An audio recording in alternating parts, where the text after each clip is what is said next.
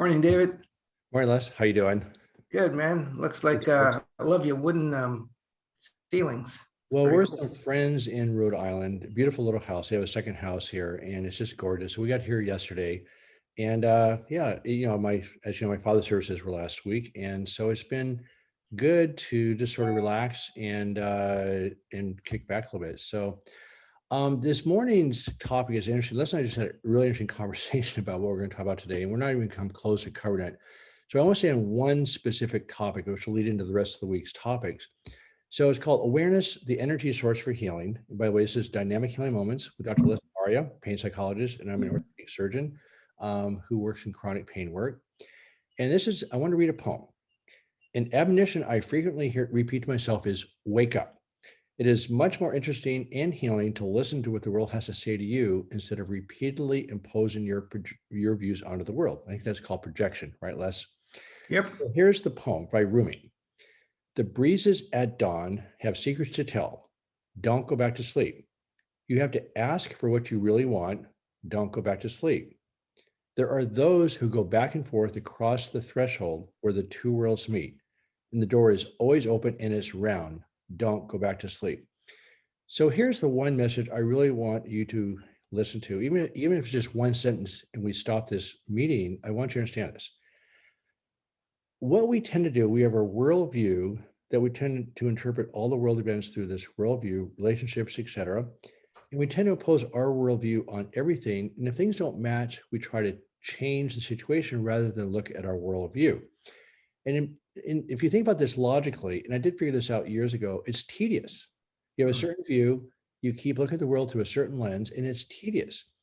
Awareness is completely the opposite. It's much more interesting to listen, be curious, have gratitude. What's this mean? What's that mean? And what has happened to me, honestly, is in my world, I was so rigid in my thinking, it was indescribable, and that's completely exploded. And so with awareness, you get to learn almost anything, everything. Life becomes incredibly interesting. Each minute becomes interesting because what's next? That's a big difference between you going to work every day to impose your view onto the world. So anyway, I know I have said this different ways. This week's been a different awareness of awareness. And I did link to an article of becoming aware of your unawareness. And the catch-22 is that when you're unaware, you don't know it. Right. Real problem. So anyway, just some of your thoughts from my morning guru here. So I think Rumi's poem is when people hear wake up, it doesn't mean we're asking to wake up from sleep, like literal sleep. Rumi is speaking about awareness, mindfulness, to be fully, as David, you love to say, wake up, or wake the bleep up, right? So what Rumi is taking is basically using a mindfulness approach, is be aware of what comes in and out. And that one of the conversations David and I had this morning was, when we're reacting to something, whether it's chronic pain, a relationship, an unhelpful comment from someone, or through the politics, media, it doesn't quite matter what.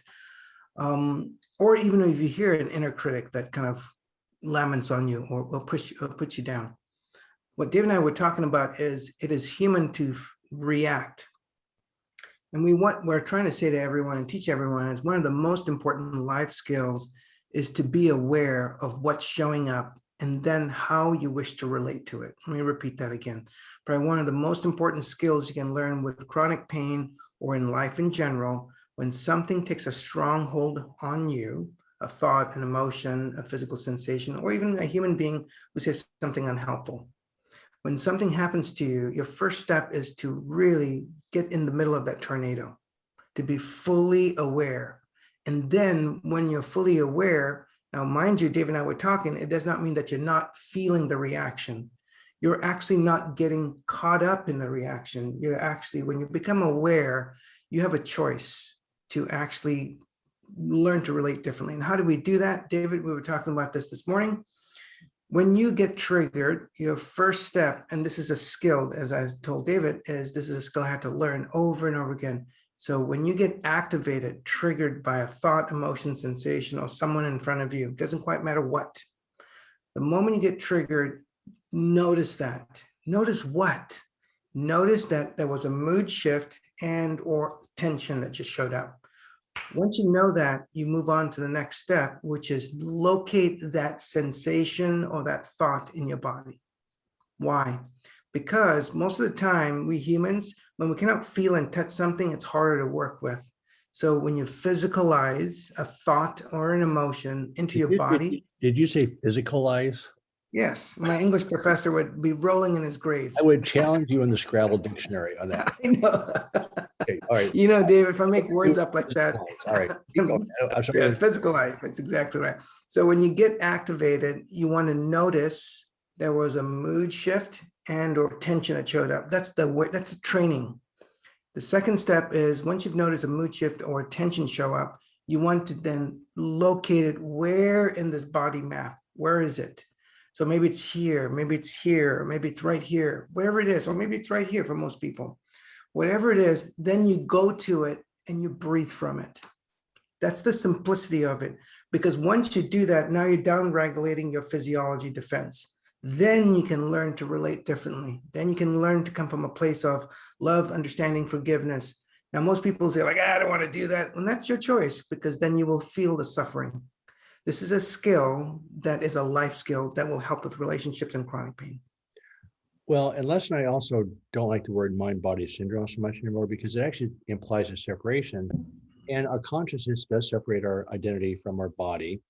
And the tools he's teaching is to physicalize. See, my awareness is I just learned a new word. I'm now aware of a new word, physicalize.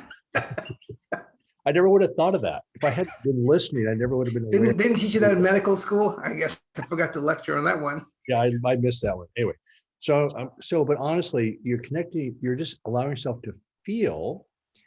And then remember, the word emotions actually means the state of your body's physiology.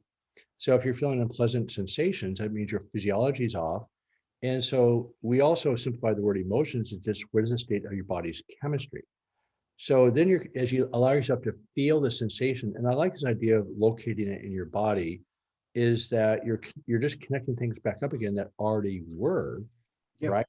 Yep, absolutely. And David, what I want to let the audience know and to remind ourselves is that this is not pop psychology. This is true science. Let me show you what I mean by that. We now have enough research in brain science that shows when you locate stuff in your body and not react to it, but just kind of breathe through it, just notice it, we're actually strengthening something called the insula. To get to the insula, you have to pry open your temporal lobe area. It's tucked in the way. It's like a band of fibers that's inside. It's a thick, think of, like telephone fibers. And that insula is like a bridge between the body, literally, and the brain. And so now when I'm with someone, one of the things I do is I scan my body. And when the moment I notice tension, I go to it and I breathe from it because my brain has picked up some sense of danger or threat or anxiousness, whatever it is. So when you practice this mindfulness awareness, you're strengthening your insula, INSULA. And here's a cool thing, as research also shows, your medial prefrontal cortex actually makes better decisions. The medial prefrontal cortex, we just call it the frontal lobes, actually is involved in learning and decision making. So when you learn to not react, you learn to respond differently to the threat, inside or outside of you. Right. And also, again, this is not psychology as much as neuroplasticity. So correct. You're actually stimulating your brain to physically change structure. This is not a subtle process because anyway, that's a whole different topic that we won't get into. So we're out of time. So a couple things is that one thing we'll be talking about is the inner critic. And we have a workshop coming up that probably the biggest thing we react to is this inner critic. Yeah. And Les and I are putting on a workshop over 2 different sessions at the Open Center. It's on my website. It's August 11th. Is that what it is, Les? You said 14th, David. I blocked it out. It's a Saturday. So. Saturday in August. Please look at my website. Is called, what is the title of the course, Les? I should look at it. Befriending the inner critic. Okay. So I'm not being critical because I don't remember the name of my own course. Because I named it. Befriending your inner critic, which is pretty active right this second. And it's a whole set of tools to actually deal with exactly what we're talking about, because the most intense way of being activated is your own inner critic. You cannot outrun your mind. So we are really working on this. We're excited about it. the tools that I'm learning, and also I hope I'm teaching Les a little bit, You is are. we have two different perspectives, and I'm really excited about how they come together in a really cohesive process. So our intent of the one-day workshop through the Open Center is to give you the tools to walk away with tools that actually allow this to happen. Yep. So anyway, look at my website. Les, is it up on your website by chance? And actually, I'll be putting up this week. So, yep. And Dr. Arya's website is remedypain.co. My website is thedocjourney.com. And we're excited about the workshop. So let's just finish off really quickly again with the 3 suggestions you had to deal with awareness. Yeah. So, and so one of the things is what we want to do is when you get activated, triggered, your first step is, and how do you know? I want you to, when you get activated, notice there was a mood shift and or tension. So I say something to David, and then, or you say something to someone, or someone says something back to you, you get activated. First thing you want to know is notice the mood shift in you. There's something shifted in you. And the moment you notice the mood shift and or tension, the second step is to notice it, where, locate it, take that thought or emotion or that intention shift, find it in your body, scan it, and it'll be very obvious. The second step after you've located it is to breathe from it, just to take your eyes off that person, as opposed to trying to come back with a statement that to rip the other person apart or to fight with your pain. Just go to that location and breathe from it. How many? 10 breaths. And what you want to do is really just kind of breathe with focus on the out breath, because it'll soften it. Now, once you notice the soften after a third or fifth breath, then you can respond. You will respond differently. And you want to keep breathing, especially because if you go back up and down, getting triggered. So the breath is really important. It's the remote control of your nervous system. Fantastic. Dr. Arya, thank you very much. I will see Dr. you. Hanscom. Things to talk about this week. I mean, I'm really excited about, well, first of all, I'm mostly excited about learning this new word, physicalize. Oh my gosh. So is that a mood shift? That was a mood shift. I'm breathing, David. All right. Okay. We'll see you tomorrow. And thanks for joining us. Thanks, everyone.